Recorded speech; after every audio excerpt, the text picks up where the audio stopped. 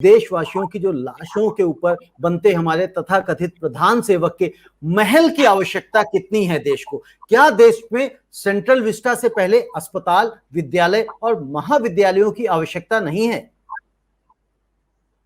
देखिए, मैं बहुत वेदना के साथ आपसे अर्ज करूंगा कि इससे बेतुकी बात आज के दिन कुछ और नहीं हो सकती थी।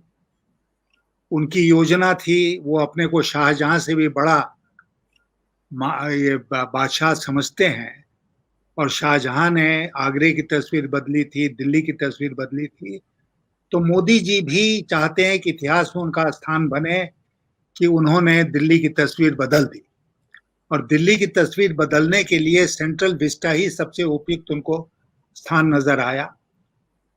और आज जब देश कोरोना से जूझ रहा है, लोग मर रहे हैं कोरोना से, तो उस समय इसको एसेंशियल सर्विस डिक्लेयर करके, और आज मैंने देखा कि ये भी ऑर्डर आ गया कि उसकी कोई फोटोग्राफी नहीं करेगा, कोई फोटो नहीं खींच सकता है, और गुपचुप तरीके से उनका महल खड़ा होगा, नया सब कुछ बनेगा और इतिहास में मोदी जी का नाम होगा।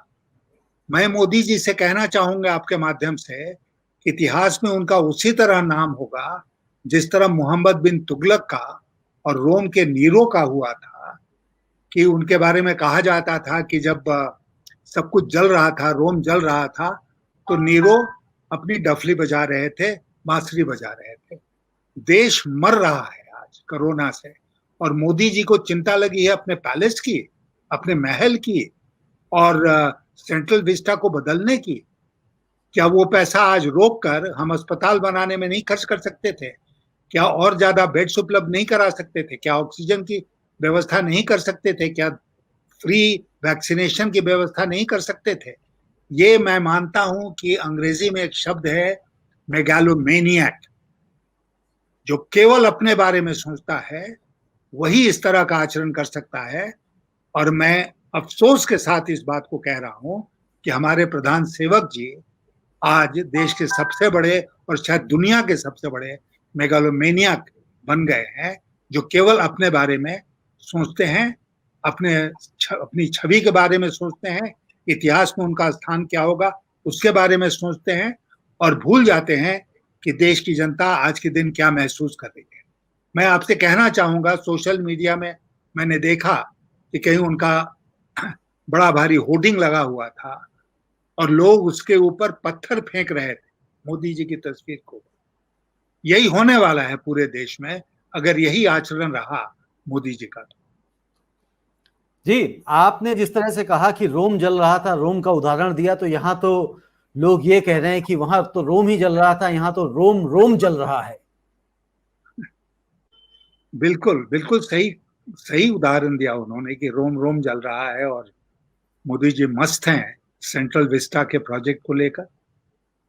मतलब इतनी भी संवेदनशीलता नहीं है कि वो पहले कोरोना की चिंता करें और तब अपने महल बनाने के बारे में सोचें। बिल्कुल सही कह रहे हैं कि तब अपने महल बनाने के बारे में सोचे। और ऐसी स्थिति में जब महल बनाने की बात आती है, हमारा एक तरफ महल बन रहा है और हमें छोटे छोटे देश मदद भेज रहे हैं और उस मदद को हम सहर्ष स्वीकार कर रहे हैं। क्या इससे आपको लगता है हमारे देश की छवि बेहतर हो रही है, अच्छी हो रही है? क्या हम विश्व गुरु की तरफ बढ़ रहे हैं? अभी मैंने आपको बताया डॉक्टर फॉसी के बारे में, जो अमेरिका के व्हाइट हाउस के एडवाइजर हैं कोरोना के ऊपर। उन्होंने सेनेट पैनल में बयान देते हुए कहा कि भारत ने उत्सव मनाना बहुत पहले शुरू कर दिया, और उसके बहुत सारे प्रमाण हैं कि हमने बहुत जल्दीबाजी की उत्सव मनाने में, प्रधानमंत्री जी को महिमा मंडित करने में।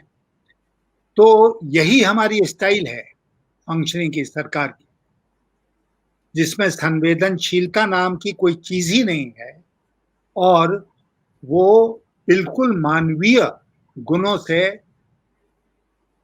अपरिपूर्ण है। मानवीयता के नाम पर, मानवता के नाम पर वो कुछ नहीं करने वाले हैं। उनको, जैसा मैंने बार बार आपसे कहा है, उनको केवल अपनी छवि की चिंता है। और इसीलिए आपने देखा होगा कि फॉरेन मीडिया में, विदेशों में जो मोदी जी की भर्त्सना हो रही है, उसको लेकर देश में उन्होंने कितना शोरगुल मचाया। ऑस्ट्रेलिया में तो उन्होंने हमारे हाई कमीशन को कहा कि वो जो मैगजीन है उसको चिट्ठी भी भेजो, और उसका जवाब भी बहुत कटु सा आया हमारे पास। तो ये दुनिया देख रही है, मोदी जी जो इतनी अपनी छवि के बारे में चिंतित रहा करते थे कि विदेशों में उनकी छवि क्या है, तो विदेशों में उनकी छवि आज बिल्कुल मिट्टी में मिल गई।